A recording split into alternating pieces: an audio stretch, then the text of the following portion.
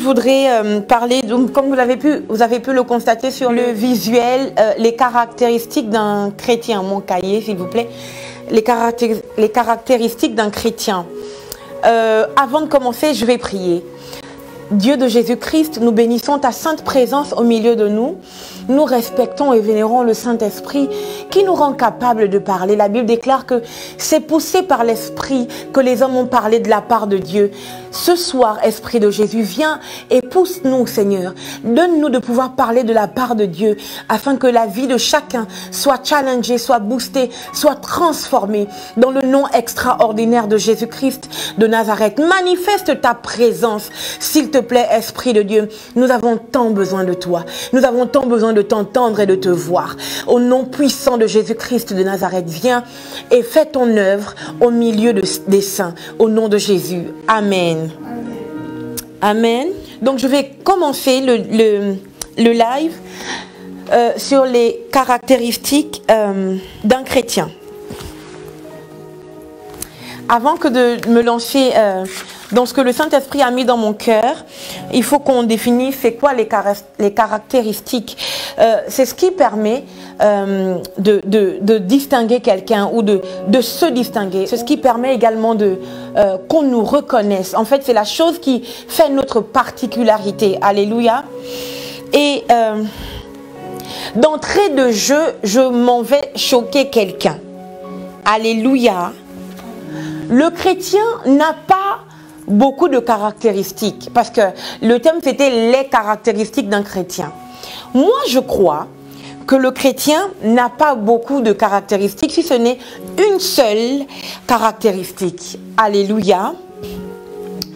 La caractéristique du chrétien, c'est le Saint-Esprit. Est-ce que quelqu'un peut écrire? C'est l'Esprit de Jésus. Est-ce que quelqu'un peut écrire? C'est l'Esprit de Jésus. Le chrétien n'a pas plusieurs caractéristiques. Alléluia. Le chrétien n'a qu'une seule caractéristique et c'est l'Esprit de Dieu. Je comprends pourquoi l'apôtre Pierre, je crois, dit « Ce n'est plus moi qui vis, mais c'est Christ qui vit en moi. » Christ vit en nous comment? Par le Saint-Esprit. Je m'explique. Quand je dis que le chrétien n'a pas plusieurs caractéristiques, si ce n'est l'Esprit de Jésus, je veux dire qu'en réalité, quand le Saint-Esprit, du moins quand Jésus-Christ vient habiter en nous, du moins vient vivre en nous via le Saint-Esprit, la Bible dit en réalité que celui qui porte Christ doit manifester, doit avoir les sentiments qui animaient le Christ. Alléluia. Ça veut dire que lui-même, il meurt. C'est pour ça qu'il dit, ce n'est plus moi qui vis, mais c'est Christ qui vit en moi. Ça veut donc dire que quand le Saint-Esprit entre en nous, il entre pour nous tuer. Est-ce que tu peux écrire? Quand le Saint-Esprit entre en toi, il rentre pour te tuer.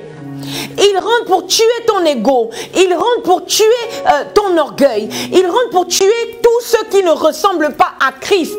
Voilà pourquoi je dis qu'un chrétien, pour qu'on le reconnaisse tel qu'un chrétien, donc qu'on le reconnaisse comme étant le Christ, doit mourir. Il faut qu'il meure.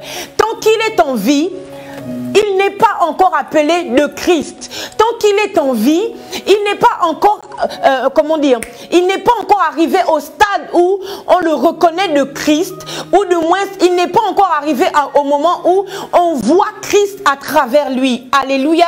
Donc, quand le Saint-Esprit vient en toi, il vient pour te tuer. Il vient tuer tes envies, il vient tuer tes rêves, oui, parce que en réalité, lorsque l'Esprit de Jésus habite en nous, vient nous remplir, vient nous saturer, vient nous posséder, je préfère utiliser ce terme fort, il vient nous posséder pour que nous n'ayons plus de rêve, mais pour que nous vivions pour le rêve de Christ. Et c'est quoi le rêve de Christ?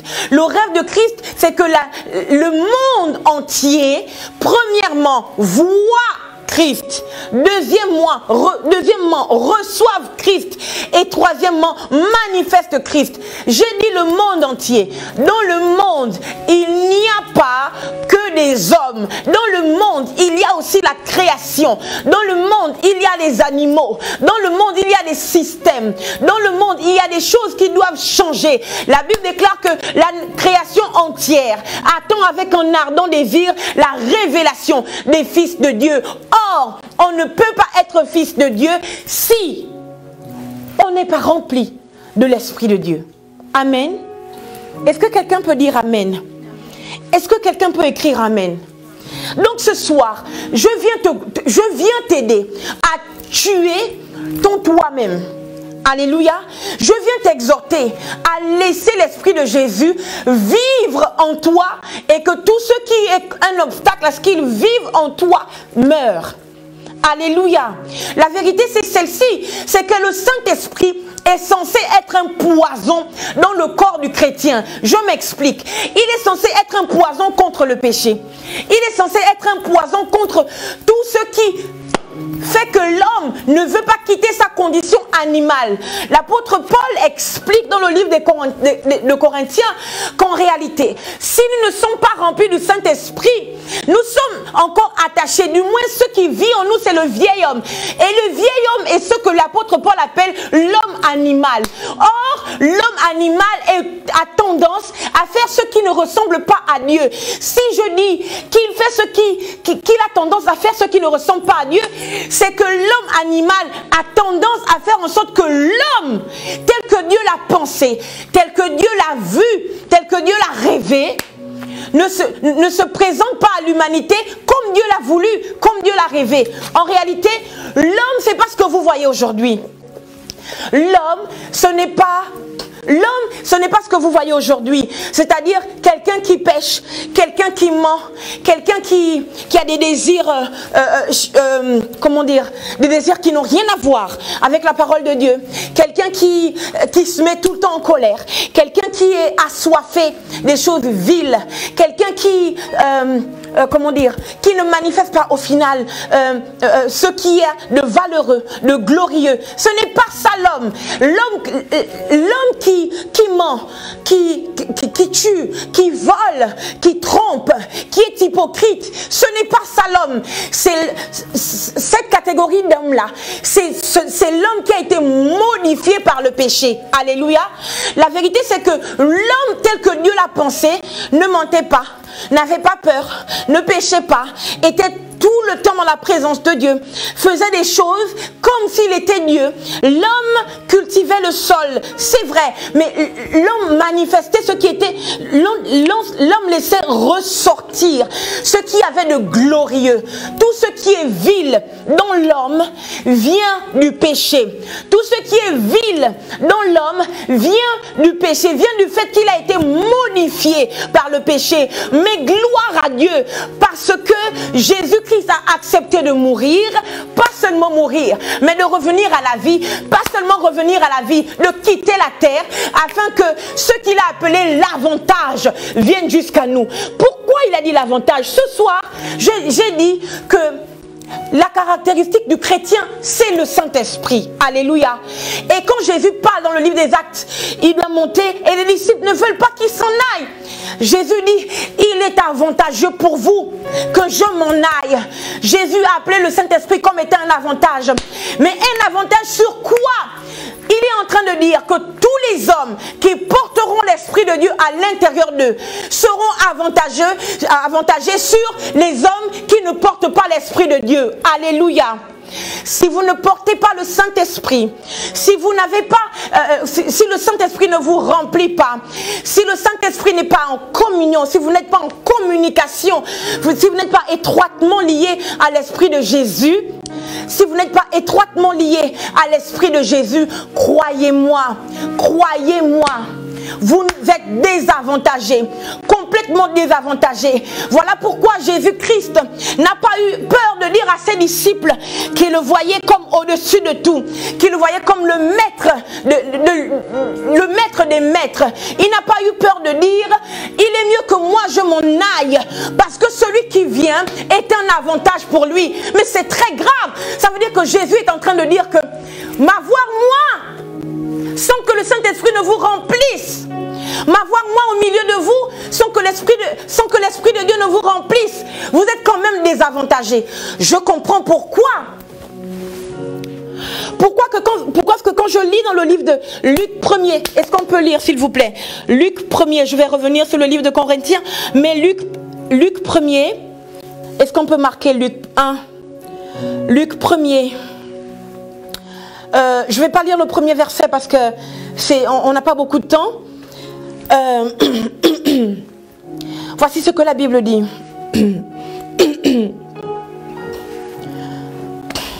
Luc 1er à partir du verset 26. Luc 1, verset 26. Au 6e mois, virgule, l'ange Gabriel fut envoyé par Dieu dans une ville de Galilée, virgule, appelée Nazareth, virgule, auprès d'une vierge fiancée à un homme de la maison de David, virgule, nommé Joseph, point. Le nom de la vierge était Marie, point.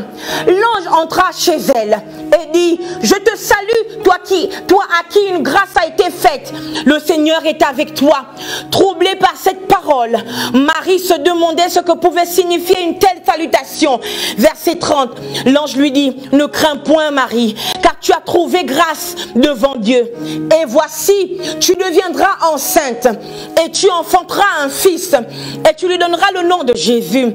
Il sera grand et sera appelé fils du Très-Haut. Et le Seigneur Dieu lui donnera le trône de David son père. Et il régnera sur la maison de Jacob éternellement et son règne n'aura point de fin. Verset 34, Marie dit à l'ange, comment cela se ferait-il puisque je ne connais point d'homme? Point. J'explique. L'ange rencontre Marie et l'ange parle à Marie des choses étranges. Alléluia. Marie est limitée. Pourquoi? Parce qu'elle est humaine. Est-ce que vous comprenez? Marie est limitée. Pourquoi? Parce qu'elle n'a pas encore été challengée par quelque chose de mystique. Pour l'emmener à comprendre des choses mystiques. Son raisonnement ne peut pas aller au-delà du raisonnement humain. Elle dit, comment cela se ferait-il puisque je ne connais point d'homme? En fait, pour Marie, le seul moyen d'être enceinte, c'est de connaître un homme. Le seul moyen de faire ces choses que l'ange lui dit, c'est de connaître un homme. Elle aurait dû comprendre que déjà celui qui vient lui parler n'avait pas l'aspect d'un homme. La Bible prend le soin de dire l'ange. Or, le même Gabriel dans les écrits est parfois appelé l'homme. Mais là, Gabriel est venu dans toute sa magnificence et toute sa puissance pour qu'elle réalise que ce qui se passe, ce sont les choses non pas de la terre, mais les choses du ciel. Alléluia. Mais puisque Marie était limitée, Marie ne pouvait que demander comment cela se ferait-il, puisque je ne connais point d'homme. Alléluia. Voici la réponse de l'ange. L'ange lui répondit, verset 35. Le Saint-Esprit viendra. Il n'a pas dit l'Esprit de Dieu, il n'y a pas amalgame. Il parle de l'Esprit qui est tombé dans la chambre haute. Est-ce que vous comprenez? Il parle de celui qui est tombé dans la chambre haute. Il parle à Marie et grande parenthèse. Pour ceux qui ne sont pas d'accord pour que les femmes prêchent, comprenez que même avant la chambre haute, le Saint-Esprit est venu visiter une femme. Jésus n'était pas encore sur la terre. Jésus n'était pas encore mort. Il n'était pas encore reparti. Mais le Saint-Esprit est venu visiter une femme. Donc, si tu es une femme et que tu me regardes, si tu as reçu le don et l'appel pour prêcher l'évangile, prêche l'évangile. Prêche à fond la caisse. Prêche l'évangile et ne t'arrête jamais. Alléluia. Parce que l'Esprit de Dieu en question, qui s'appelle le Saint-Esprit, c'est pas un homme, on peut douter, oh oui, non. C'est l'ange qui revient tout droit du ciel, qui dit à Marie, le Saint-Esprit, pas l'esprit de Jacob, pas l'esprit de Moïse, non, pas l'esprit de ton ancêtre Aaron, non, non, non. Le Saint-Esprit de Dieu viendra sur toi. Il dit, le Saint-Esprit viendra sur toi et la puissance du Très-Haut te couvrira de son ombre. Comme quoi, même quand tu as le sentiment d'être dans l'ombre, que Dieu te met dans l'ombre, il y a quand même quelque chose de grand qui arrive. Malgré l'ombre, Dieu peut te permettre d'accomplir des choses terribles, des choses graves qui vont choquer le monde. Je ne sais pas si tu m'entends, je ne sais pas si tu me vois. Oh là là, je ne sais pas, ma vie ne fonctionne pas comme il se doit. Dieu, peut-être que tu es simplement sous l'ombre, pas sous la lumière, mais sous l'ombre du Saint-Esprit. Si l'ombre de Dieu peut permettre à Marie de porter la divinité, à combien plus forte raison la lumière de Dieu. Qu'est-ce qu'elle peut produire dans ta vie? Alléluia. Que peut-elle produire dans ta vie? Il dit, et la puissance du Très-Haut te couvrira de son ombre. C'est pourquoi le Saint-Enfant qui naîtra de toi sera appelé Fils de Dieu. Voici, Élisabeth, ta parente, a conçu elle aussi un fils en sa vieillesse. Et celle qui était appelée stérile est dans son 6e mois. Puisque nous sommes dans le 6e mois, la Bible déclare que l'ange arrivait. On dit au 6e mois, un ange entra dans la maison d'une jeune vierge qui s'appelait Marie. Puisque nous sommes au 6e mois, je prophétise qu'un ange te visite au nom de Jésus. Puisque nous sommes au 6e mois, je prophétise que l'ombre du Tout-Puissant te couvre au nom de Jésus. Puisque nous sommes au 6e mois, je déclare, si tu es stérile, que cette grossesse que tu attends depuis des années, au nom de Jésus arrive. Puisque nous sommes au 6e mois, my living God. La Bible déclare que un ange fut envoyé en Galilée, virgule, dans une ville appelée Nazareth, virgule, chez une vierge appelée Marie. Regardez les détails. C'est le 6e mois, le mois du détail. Le 6e mois où Dieu ne laisse rien passer au hasard. C'était le 6e mois. Il a détecté la surface de la terre appelée Galilée.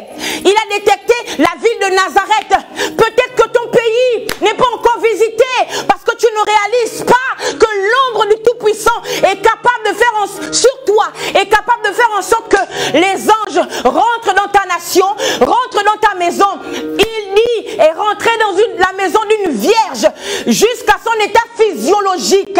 Dieu est au courant. Les renseignements divins sont au courant de ton état physiologique, spirituel, de ton état de santé. Je prophétise la guérison divine maintenant, dans le nom puissant de Jésus. Les renseignements divins sont au courant des problèmes de ton compte bancaire, de tes problèmes financiers. Je déclare l'abondance maintenant, au nom puissant de Jésus. Le 6e mois, 6, c'est le chiffre de l'homme. 6, c'est le 6e jour. Dieu a créé l'homme. Oh! Dieu a d'abord tout créé. Toute la création. Alléluia. À la fin des fins, il crée l'homme au 6e jour. Pourquoi il le crée après avoir créé toutes les richesses de l'humanité? Parce que l'homme ne devait pas chômer, l'homme ne devait pas traîner dans la bassesse, dans le manque, dans la pauvreté, puisque nous sommes au 6e mois. Au nom de Jésus-Christ de Nazareth, je déclare que la richesse que tu ne voyais pas encore, tu la vois maintenant. In Jesus' mighty name, je déclare au nom puissant de Jésus, puisque nous sommes au 6e mois, c'est comme si Dieu te renouvelait, Dieu te recréait à nouveau. Oh, considère que le 6e mois, c'est le 6e jour où Dieu recrée ta vie, où Dieu recrée ta famille, où Dieu recrée ta santé, au nom puissant de Jésus-Christ de Nazareth. C'était le 6e mois et les détails sont clairs. Gabriel arrive avec les détails clairs sur Marie. Où la trouver? Avec qui elle est fiancée? Quel est son état physiologique? Vierge ou pas vierge? Dans quelle ville elle est? Gabriel vient avec tous les détails. Regardez. Dieu, ce n'est pas un petit garçon. Est-ce que tu peux écrire? Dieu est un grand garçon. Il ne fait pas les choses par hasard. Non. Avant d'agir, il réfléchit clairement. Quand il arrive vers Marie, il sait exactement. Quand il envoie Gabriel vers Marie, il sait exactement vers qui il envoie Gabriel. Elle dit... Et l'ange lui répondit, le Saint-Esprit viendra sur toi et la puissance du Très-Haut te couvrira de son ombre. C'est pourquoi le Saint-Enfant qui naîtra de toi sera appelé Fils de Dieu. Et voici, Élisabeth, ta parente, virgule, a conçu elle aussi, virgule, un fils en sa vieillesse. Et celle qui était appelée stérile est dans son 6e mois. C'est une question de 6e mois. Alléluia. C'est une question de 6e mois. Je parle maintenant au mois de juin. In Jesus' mighty name. Quel que soit ce que le diable a prévu, quel que soit ce que le diable a prévu contre les enfants de Dieu, quel que soit ce que le diable a prévu contre tous ceux qui me regardent maintenant, je viens déjouer le programme du diable. Je viens déprogrammer les programmes de l'enfer. Et je déclare que le ciel descend sur la terre d'un homme. Le ciel descend sur la vie d'un homme. Le ciel descend dans la famille d'un homme. Gabriel est une représentation du ciel. Alléluia. Parce que Dieu avait tellement besoin de faire quelque chose sur la terre, il n'a pas attendu que la terre soit exaucée jusqu'à lui. Non, il a fait descendre, il a ouvert les fenêtres du ciel. Il a fait descendre le ciel pour que Gabriel aille rencontrer Marie. Tu es important. Que le Saint-Esprit vienne sur toi au nom de Jésus. Que le Saint-Esprit vienne sur toi. L'homme du Très-Haut te couvre maintenant afin de détruire tous ceux qui te combattaient au nom puissant de Jésus-Christ. Et Élisabeth aussi est enceinte, elle est dans son 6e mois. Voici ce qui se passe. Il dit, car rien n'est impossible à Dieu. Marie dit, je suis la servante du Seigneur. Qu'il me soit fait selon ta parole. Et l'ange la quitta. My God, Seigneur. Marie a répondu, je suis la servante du Seigneur. Aujourd'hui, je ne parle pas au non-chrétien. Marie à cette époque n'était que la servante du Seigneur. Pardon. Est-ce que tu peux réaliser ces choses? Marie à cette époque n'était que la servante du Seigneur. Mais toi aujourd'hui, à cause du sacrifice de la croix, tu n'es pas seulement le serviteur, la servante du Seigneur, tu es aussi le fils du Seigneur. Tu es aussi la fille du Seigneur. Je veux comprendre quelque chose. Si Marie, en tant que simple servante, mon Dieu, Marie, en tant que simple servante, le Saint-Esprit peut venir sur elle. Nuance, il ne dit pas en toi, il dit sur toi. Si Marie en tant que servante, le Saint-Esprit peut venir sur elle, l'ombre du Seigneur peut venir la couvrir. Toi en tant que fils et fille, le Saint-Esprit n'est pas seulement venu sur toi, il est aussi venu en toi. Jésus-Christ vit en toi par son esprit. Alléluia. Parce que Jésus est assis à la droite du Père, la Bible nous renseigne sur cela. Celui qui est sur la terre, ce n'est pas Jésus. Celui qui marche sur la terre, ce n'est pas Jésus. C'est l'Esprit de Jésus qui habite à l'intérieur de toi, qui marche sur la terre. Non. Si le Saint-Esprit, en venant seulement sur un serviteur de Dieu, peut faire en sorte que le serviteur ou la servante en question porte la divinité, dis-moi, s'il te plaît, qu'est-ce qu'il serait capable de faire en habitant à l'intérieur d'un fils de Dieu? My God, quand il arrive, tomber sur les 120, c'est des choses extraordinaires qui se passent. Il ne suffit plus seulement de porter la divinité, il suffit aussi de manifester la divinité. Non, il ne t'a pas appelé ta caractéristique. Ce n'est pas seulement de porter la divinité, mais c'est aussi manifester la divinité. Voilà pourquoi l'ombre de Pierre guérissait les malades. Voilà pourquoi Philippe pouvait se téléporter. Voilà pourquoi ces gens pouvaient faire des choses bizarres. Jésus-Christ a marché sur les eaux. C'est vrai, l'ombre de Pierre a guéri les malades. Jésus-Christ est passé par les murs après la résurrection. Philippe a été téléporté parce que le Saint-Esprit habitait à l'intérieur d'eux. Voilà pourquoi là, ce ne sont pas les démons qui crient. Non, ce ne sont pas seulement les hommes, parce que les hommes aujourd'hui s'en fichent de Dieu. Ils n'en veulent pas de Dieu. Non, non, non. La Bible dit, je ne vais pas m'arrêter à l'homme. C'est la création tout entière. La création tout entière crie,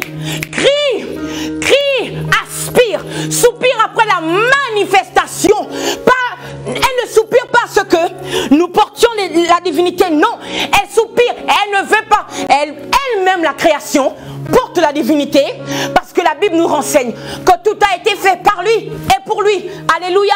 Dieu a libéré de sa parole que les poissons de la mer remplissent la mer, que les arbres sortent. Ils sont tous sortis. Ça veut dire que tout ce qui a été créé par la parole de Dieu.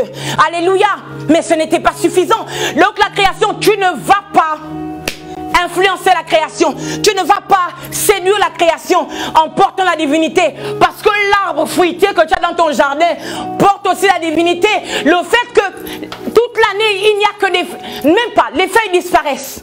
À un moment de l'année, les feuilles apparaissent. À un autre moment de l'année, les fruits apparaissent. Ça là, c'est porter la divinité. Alléluia. Ce que la création en question attend de toi, c'est que tu manifestes la divinité. Pas seulement que tu portes, mais que tu manifestes la divinité. Marie, en tant que servante de Dieu, a porté le Saint-Esprit. Je veux dire, a été couverte du Saint-Esprit. Le Saint-Esprit est venu sur elle. Nous, en tant que fils de Dieu, parce que nous ne sommes pas seulement serviteurs, nous sommes des fils serviteurs. Alléluia. Nous sommes fils et nous choisissons de servir notre Dieu. Alléluia. Amen. En tant que fils de Dieu, nous devons manifester. Viens le faire, Kesha, c'est pas grave. Nous devons manifester la gloire de Dieu. Nous devons manifester la présence de Dieu. Nous devons manifester Dieu. Nous devons manifester Dieu.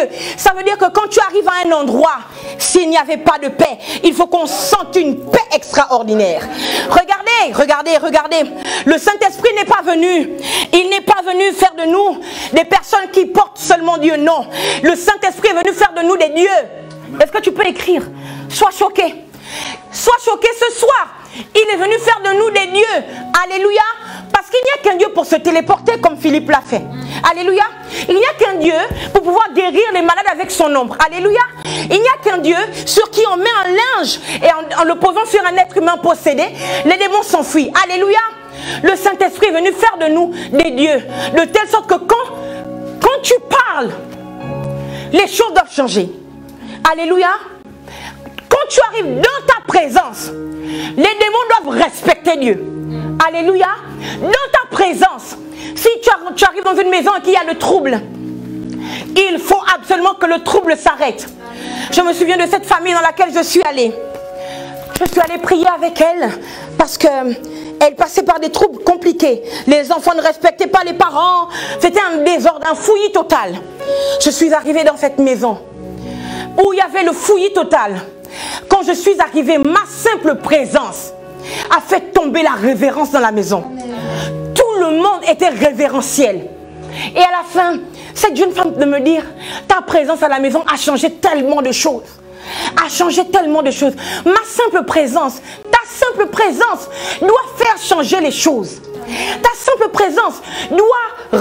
En fait, si le diable avait renversé une famille, quand tu arrives, il doit lui-même se débrouiller pour la remettre droite. Alléluia. Quand tu arrives, si quelqu'un était malade, quand tu arrives, la maladie doit dire, oh, mon Dieu, qu'est-ce qui se passe? Il faut qu'on s'en aille, il faut qu'on quitte. Quand tu arrives, il faut que la stérilité s'arrête. Alléluia. Et je déclare que le Saint-Esprit t'emmène dans cette dimension au nom de Jésus. Je prophétise que l'Esprit de Jésus, dans ce 6e mois, t'emmène dans cette haute dimension de la divinité au nom puissant de Jésus-Christ de Nazareth. Il n'est pas venu pour que tu transportes simplement Dieu. Il n'est pas venu juste pour que tu sois un contenant de Dieu. Non. Il est venu te transformer en homme Dieu. Alléluia. Il est venu te transformer en fils de Dieu. Regardez. Un éléphant enfante un éléphanteau. Alléluia. Amen. Une poule enfante un poussin.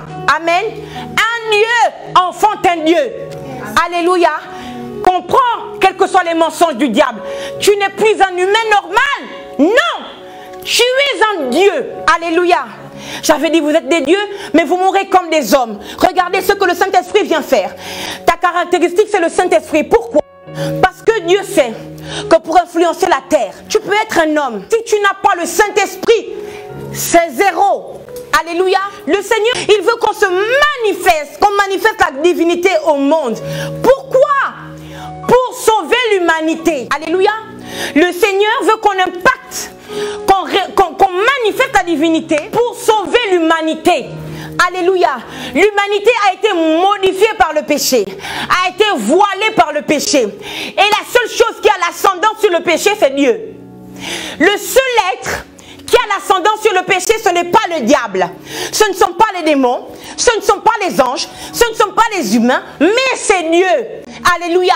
Voilà pourquoi le Saint-Esprit est venu nous habiter, pour nous donner l'ascendant sur le péché. Alléluia. Si nous avons l'ascendant sur le péché, nous pouvons manifester la gloire de Dieu. Alléluia. Amen. Je continue avec mon texte. Je continue rapidement avec mon texte. Marie dit, je suis la servante du Seigneur, qu'il me soit fait selon ta parole. Et l'ange la quitta. L'ange a quitté Marie. Pourquoi? Parce que Marie a reçu quelque chose. Quoi? Qu'il me soit fait selon ta parole. Parce que Marie a reçu la parole. Quand la parole fait son entrée, tous les dieux qui se cherchent, tous les esprits qui se cherchent, tous ceux qui croient qu'ils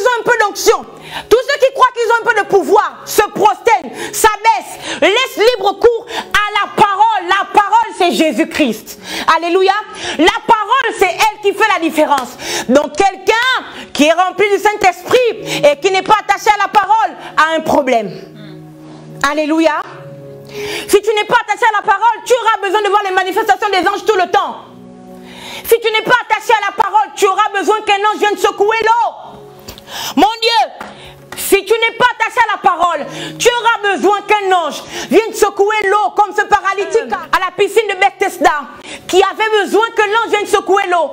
Mais lorsque la parole est arrivée, la parole qu'est Jésus-Christ, Jésus n'a pas dit, est-ce que je te porte pour te mettre dans l'eau? Non. Et l'ange, pendant que Jésus parlait avec le paralytique, l'ange s'est écarté, l'ange s'est effacé, l'eau n'a pas bougé, les eaux n'ont plus bougé, tout le monde était au garde à vous, parce que quand la parole fait son entrée, la différence se manifeste tout de suite et sur le champ. Alléluia. Quand on a la parole, on n'a plus besoin qu'un ange vienne secouer l'eau, parce que la parole fait le travail que l'ange ne peut pas faire. La parole fait le travail que les hommes ne peuvent pas faire. Alléluia. Voici ce que la Bible dit. Dans ce même temps, verset 39, Marie se leva et s'en alla en hâte vers les montagnes, virgule, dans une ville de Juda, point, verset 40. Elle entra dans la maison de Zacharie, virgule, et salua Élisabeth. Oh, my living God. Dès qu'Élisabeth entendit la salutation de Marie, son enfant tressaillit dans son sein, et elle fut remplie du Saint-Esprit. Je m'arrête vite. Quand on repart au début de l'histoire dans le livre de Luc, à partir du premier verset, on dit que l'ange parle à Zacharie. Tu auras un fils, il sera rempli du Saint-Esprit dès le sein de sa mère.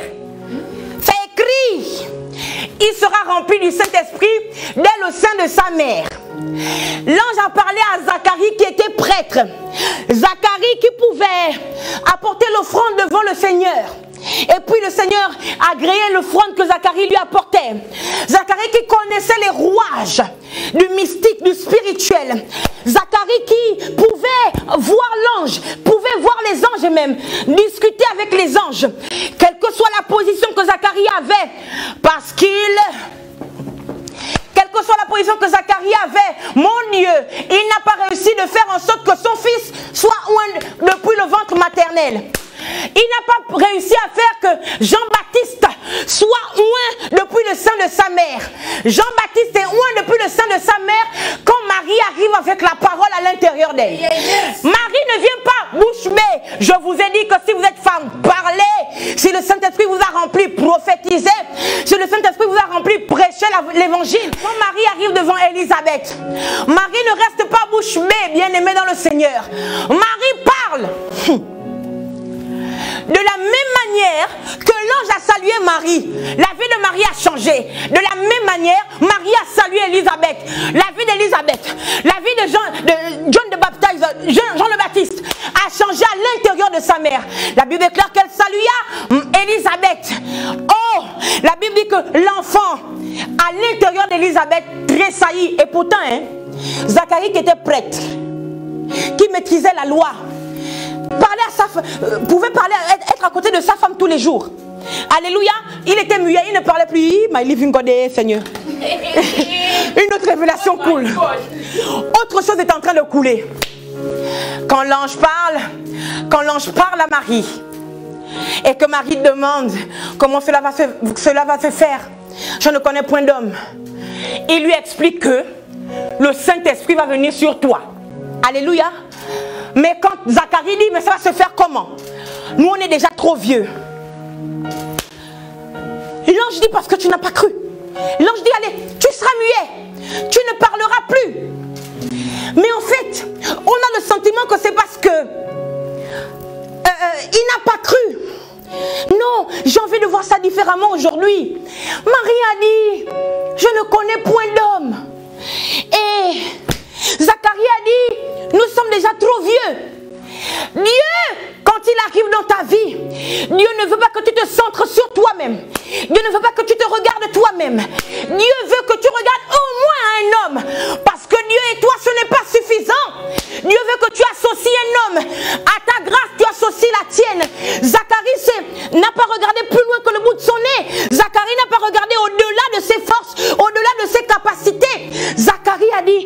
sommes vieux. Comment cela peut se passer, peut se produire? S'il avait au moins dit, ah, est-ce qu'il y a quelqu'un qui peut me montrer le chemin? Est-ce que... Non, non, non. Il a limité Dieu à lui-même. Alléluia. Et Marie a étendu le bras de Dieu jusqu'à un homme, au moins. Alléluia.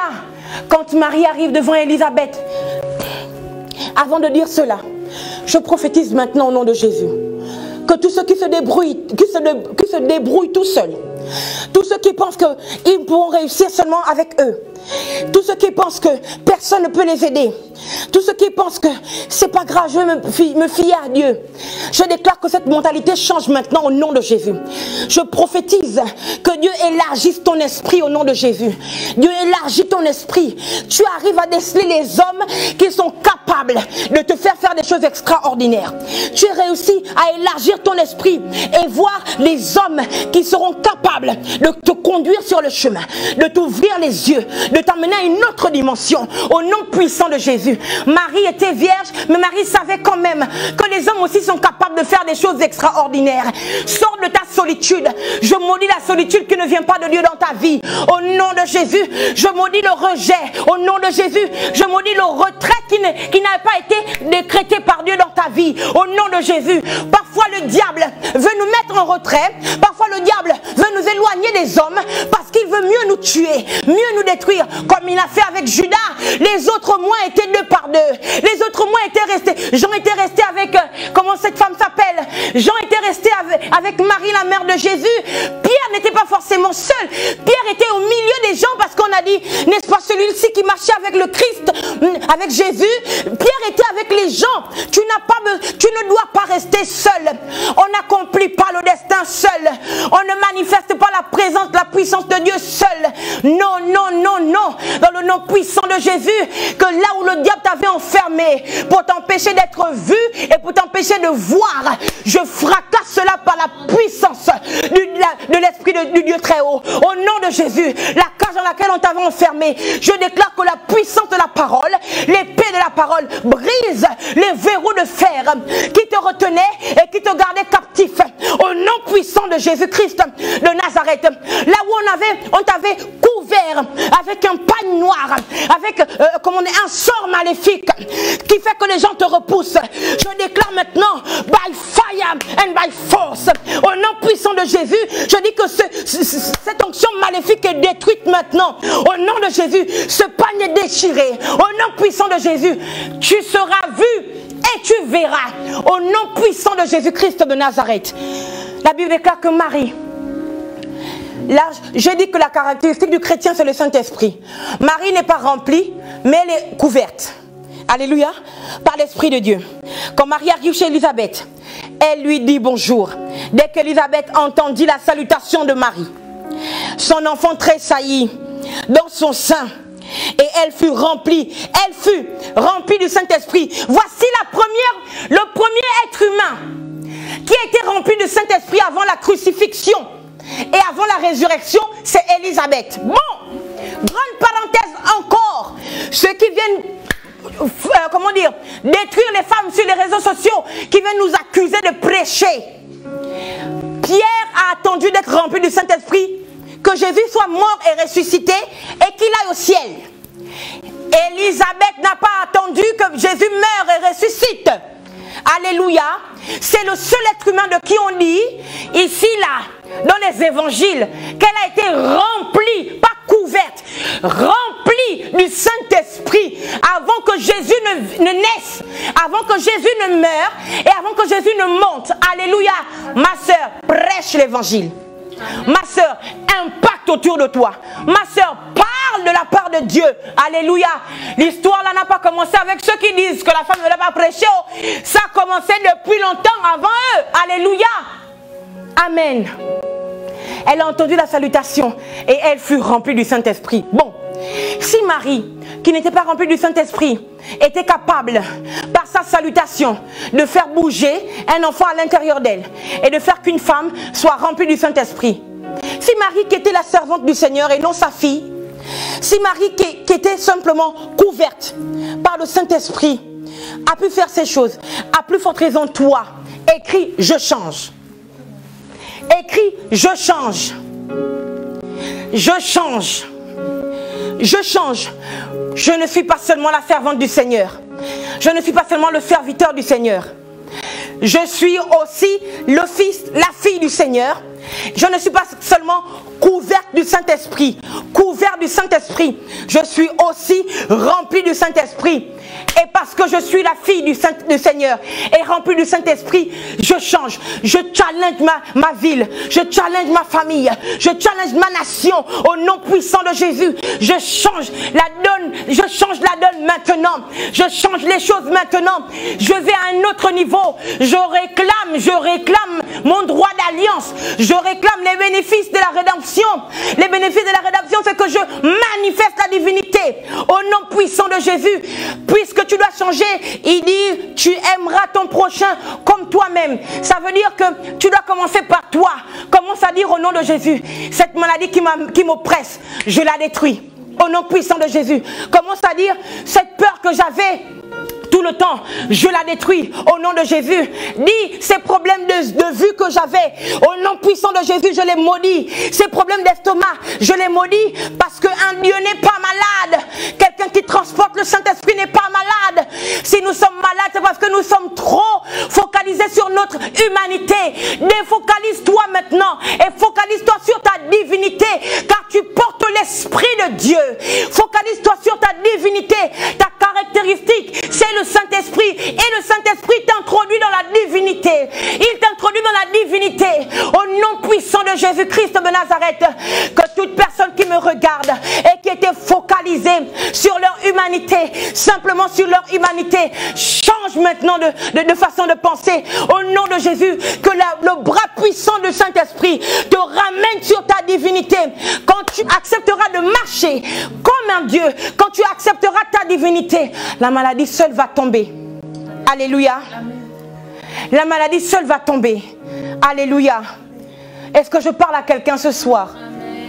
Dès qu'Élisabeth entendit la salutation de Marie, donc Marie est recouverte du Saint-Esprit et elle parle. Elle salue Élisabeth. Alléluia. Son enfant tressaillit dans son sein et elle fut remplie du Saint-Esprit. C'est Élisabeth qui fut remplie du Saint-Esprit. Donc son enfant avec. Alléluia. Voici verset 42. Mesdames, prêchez l'évangile. Verset 42. Elle s'écria d'une voix forte, pas une voix nonchalante. Alléluia. Amen. Pas une voix où on se cherche. Elle ne va pas à tâtons. Non, elle ne se cherche pas. Elle s'écria d'une voix forte. Pourquoi quand vous prêchez, vous criez? Parce que l'onction qui est en nous a besoin qu'on crie. Parfois l'onction nous pousse à crier. Alléluia. Amen. Parfois l'onction nous bouscule. Vous comprenez, quand on est rempli ou saisi du Saint-Esprit, il y a des choses qu'on ne contrôle même plus. Amen. Alléluia. Shirley Dorego, moi qui vous parle ici, je ne suis pas la même personne qui prêche, c'est celle qui fait des choses étranges avec ses enfants. Alléluia. Je vous assure que quand on prêche, il y a une certaine onction qui nous... Il y a quelque chose qui... Ou bien quand on est rempli du Saint-Esprit, il y a quelque chose qui nous bouscule, qui nous challenge, qui nous secoue. À la fin, même quand je regarde mes vidéos, je me dis, c'est moi ça. Non, ce n'est pas seulement moi, Shirley, non. C'est Shirley modifié, influencé, impacté par l'Esprit de Jésus. Alléluia. La Bible dit, elle s'écria d'une voix forte. Et pourtant Marie était à côté d'elle, mon Dieu. Pourquoi elle crie? Pourquoi Élisabeth crie quand Marie est à côté d'elle? Alléluia. Pourquoi Élisabeth crie? Puisque Marie rentre dans la maison d'Élisabeth. Marie salue Élisabeth. Élisabeth crie. Elle s'écria d'une voix forte. Je comprends pourquoi, lors de la Pentecôte, dans le livre des Actes, quand le Saint-Esprit descend, les disciples sont tellement challengés, tellement secoués, qu'ils ne peuvent pas parler à voix basse. Ils sont obligés de crier à tel point que les gens qui sont à l'extérieur de la chambre haute sont dépassés. Regarde Pierre et les autres, disent, mais comment ces gens peuvent être sourds à cette heure de la journée? Et quand Pierre parle, il n'a pas de micro, Pierre n'a pas de baffle, Pierre n'a pas d'amplificateur, Pierre n'a que sa bouche. Il parle à 3000 personnes du moins 3000 personnes se convertissent sans micro. Vous comprenez que quand le Saint-Esprit arrive, on ne peut plus chuchoter, on ne peut plus marcher à tâtons, on ne peut plus se chercher, on ne peut plus être faible. Non, non, non, on ne peut plus être nonchalant. On va droit au but, on est direct, on est sûr de soi, on est sûr de ce qu'on dit, parce que le Saint-Esprit vient nous repositionner à la position de Dieu. Dieu ne se cherche pas, Dieu n'est pas nonchalant. Quand Adam était encore à la position dans laquelle Dieu l'avait mise, Adam ne se cachait pas. On se cache quand on n'est pas Dieu, on se cache quand on n'a pas le Saint-Esprit. Adam s'est caché parce qu'il a été modifié par le péché, mais avant cela, Adam attendait Dieu et il discutait. Adam était sûr de lui quand il voit Ève. Personne n'a besoin de lui prêcher ou de l'encourager. Il dit, voici enfin l'os de mes os, quelle prétention, chair de ma chair, quelle folie. Parce qu'il était sûr de lui. Il était sûr. Et c'est ce que le Saint-Esprit fait. Je viens maudire la timidité. La Bible ne dit-elle pas que vous n'avez pas reçu un esprit de timidité, ni de peur, mais c'est un esprit de force. Je prophétise que la timidité est neutralisée maintenant. Au nom de Jésus, elle perd son pouvoir. La peur perd son pouvoir. Le manque de confiance perd son pouvoir. Dans le nom de Jésus, et je déclare qu'à la place de la timidité, j'envoie la force par la puissance du Saint-Esprit. Au nom de Jésus-Christ de Nazareth, vous n'avez plus peur. Au nom de Jésus, vous n'êtes plus faible, mais vous êtes fort parce que le Saint-Esprit vous rend fort. Dans le nom puissant de Jésus-Christ. Amen. La dernière chose que je voudrais dire avant de te dire déjà merci à toi. Vraiment merci pour l'honneur que tu me fais de partager ta plateforme avec moi. Que le Seigneur te bénisse et qu'il rende ton nom grand et qu'il fasse prospérer l'œuvre que tu as commencée. Je dis souvent à mes enfants, à mes fils et filles dans le Seigneur, je dis que si Jésus-Christ était à notre époque, je vous assure, Jésus aurait eu un compte Twitter, un compte Facebook, un compte Instagram, Telegram, tout. Il aurait tout eu. Parce que son but était de toucher le maximum. Alléluia.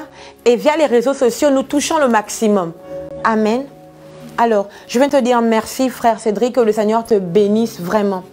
Et qu'il restaure complètement et totalement ta santé au nom puissant de Jésus-Christ de Nazareth.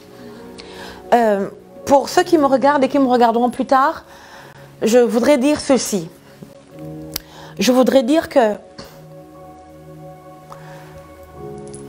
en ces temps de la fin, ces derniers moments que nous passons sur la surface de la terre avant que Christ ne nous enlève, Dieu veut que nous soyons violents. Pas seulement violents pour rentrer dans le royaume des cieux. Non. On doit faire mal au diable. Nous devons être violents, imposer le royaume. Partout où nous allons. La vérité, c'est que plus rien n'a d'importance si ce n'est le fait de manifester la gloire de Dieu. Donc, si Dieu te donne l'opportunité de manifester sa gloire, fais-le et fais-le bien. Si Dieu te permet, te donne un espace pour impacter, impacte et impacte bien. Soyez sans pitié dans cette guerre. Soyez sans pitié. Imposez le royaume. Imposez votre divinité. Imposez la présence de Dieu par le Saint-Esprit qui habite en vous. Soyez sans pitié parce que c'est une guerre. C'est une guerre pour rafler les âmes. Alléluia. Alors, soyez sans pitié. Si tu chantes bien, chante avec violence. Si tu pries, tu as reçu le don pour prier, prie avec autorité. Si ton don, c'est de pouvoir jeûner, jeûne. Alléluia. Jeûne plus qu'avant. Si ton don, c'était exhorter, exhorte plus qu'avant. Alléluia. Soyez violents. C'est le mot de la fin. Imposez le royaume avec violence. C'est-à-dire que si tu sais que ton don, c'est savoir maquiller, maquille, fais les photos et puis dis à la gloire de Dieu. Alléluia. Dis un esprit, une image. Amen. Alléluia. Amen. Fais ça. Amen. Alléluia. Amen. Amen. Vraiment, appliquez-vous dans ce que le Seigneur vous demande de faire. Alléluia. Amen. Que le Seigneur vous bénisse. Amen.